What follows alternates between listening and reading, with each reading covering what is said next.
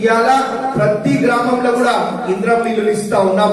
మా మహిళలు బాగుండాలా, యువకులు బాగుండాలనే ఉద్దేశంతో సన్న బియ్యం ఇస్తా ఉన్నాం. కరెంటు బిల్ కడుతున్నారు ఎవరన్నా? ఎవరు కూడా ఇవాళ కరెంటు బిల్ కడతలేరు. ఫ్రీ కరెంట్ ఇస్తా ఉన్నాం, ఫ్రీ బస్ ఇస్తా ఉన్నాం, రైతు రుణమాఫీ ఇస్తా ఉన్నాం. ఇవన్నీ కూడా మరి మీకోసమే ఇవాళ చేస్తా ఉన్నాం.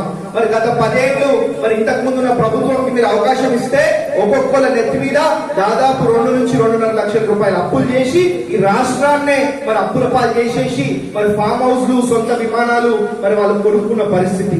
10 ఏళ్ళు కూడా మరి పూర్తిగా ఈ రాష్ట్రాన్ని ఆగం పట్టించేసిన పరిస్థితి. మరి అది అయినప్పటికీ కూడా మరి మన కాంగ్రెస్ ప్రభుత్వం వచ్చినాక మరి ఉన్న దాంట్లోనే మరి ప్రతి ఒక్కటి కూడా పేద ప్రజలకు మా కుటుంబ సభ్యులకు అందజేయాలనే ఉద్దేశంతో ఇవన్నీ కూడా అభివృద్ధి, సేవ, సంక్షేమ కార్యక్రమాలు ఇవాళ చేపట్టుకుంటూ ముందుకు పోతా ఉన్నాము అని చెప్పి తెలియజేసుకుంటా ఉన్నాం. మరి అదే కాకుండా మరి నిజాంపేట్ మండలానికి మొన్ననే కొత్తగా మరి ఎంఆర్ఓ ఆఫీస్ బిల్డింగ్ కూడా శాంక్షన్ చేయడం జరిగింది అని చెప్పి దాదాపు 2,25,00,000 ఇవాళ ఎంఆర్ఓ బిల్డింగ్ కూడా మనము నిజాంపేట్ మండలానికి శాంక్షన్ చేయడం జరిగింది అని చెప్పి తెలియజేసుకుంటా ఉన్నా.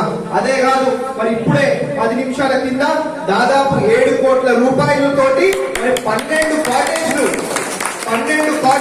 అందరి కోసం కూడా మరి 7 అమ్మవారి ఆలయం దగ్గర మనం కట్టించుకుంటా ఉన్నాం. 7 కోట్ల రూపాయలు ఇప్పుడే మనం మంజూరు చేయడం జరిగింది.